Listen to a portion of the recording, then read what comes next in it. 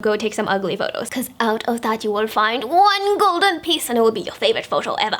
Hey syndicates, welcome back to my channel. Things that we're going to be discussing today are 1. What is a beauty shot? 2. How to smize. 3. Finding your best angle. 4. Where to put your hands. 5. Facial expressions. 6. Finding your light. And 7. Putting it all together in a pose.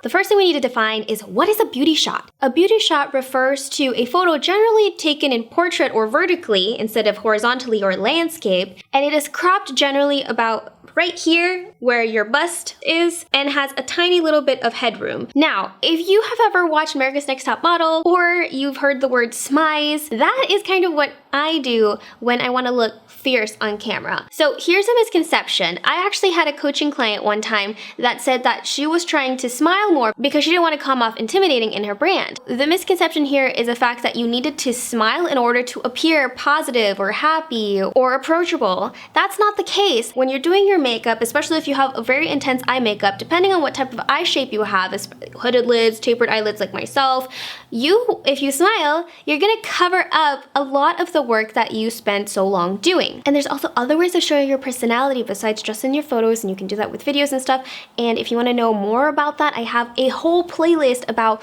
what you can do on video to help you grow your social media. So make sure to check out those videos after this one. So back to smizing. I first heard of smizing when I watched Tyra Banks. It really helps when you're trying to figure out your poses to have a mirror nearby, look at yourself. So if you don't have a mirror right now, go grab it. Hold your mirror out in front of you, look at the camera, smile with your teeth, drop your smile, drop your lower lip, raise your chin, and breathe in.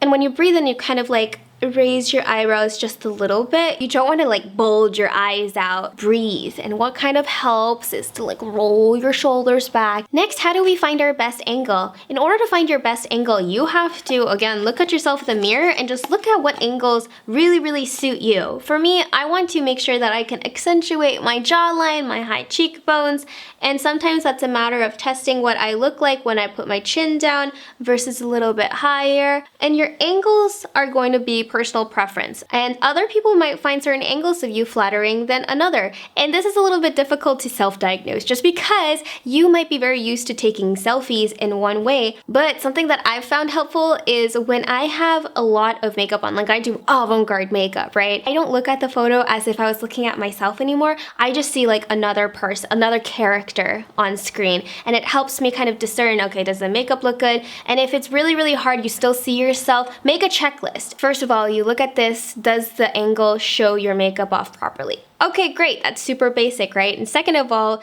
does this angle make you look flattering or more deer in the headlights? Are you losing your neck? Usually if you're losing your neck, you kind of look smaller and kind of like shrinking. It doesn't look as confident, so you want to like try to elongate that neck and pop a shoulder and kind of look like you're in the middle of movement, because you're in the middle of telling a story. You should have photos that not only show off your makeup, but also look like we captured you in a moment. The next question is, where do I put my hands? Your hands are going to help you frame your face. Now, when we're doing beauty shots and beauty portraiture, we're going to be working with a lot smaller space. And what that is going to do is narrow your ability to move around, but we're going to move around as if we had all the space in the world and try to keep our head in the frame. What I like to do is take a couple of photos that are more close up, a little bit further away, and then medium shots. When you have this extra space on the side, your hands will serve to frame it in a way that helps accentuate.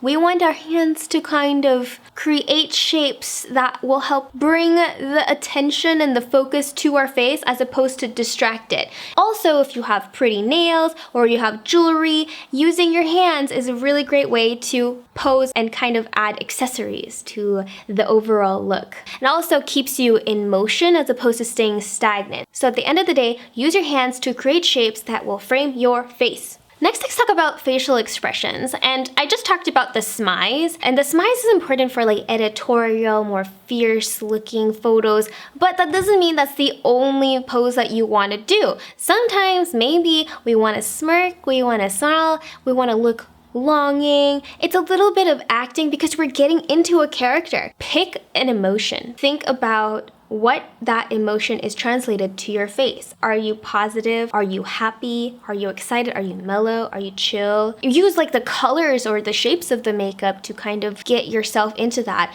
I don't know about you, but if I go darker with my makeup, then I feel more fierce. And if I go more pastel, I might feel more cute, and change it up here and there.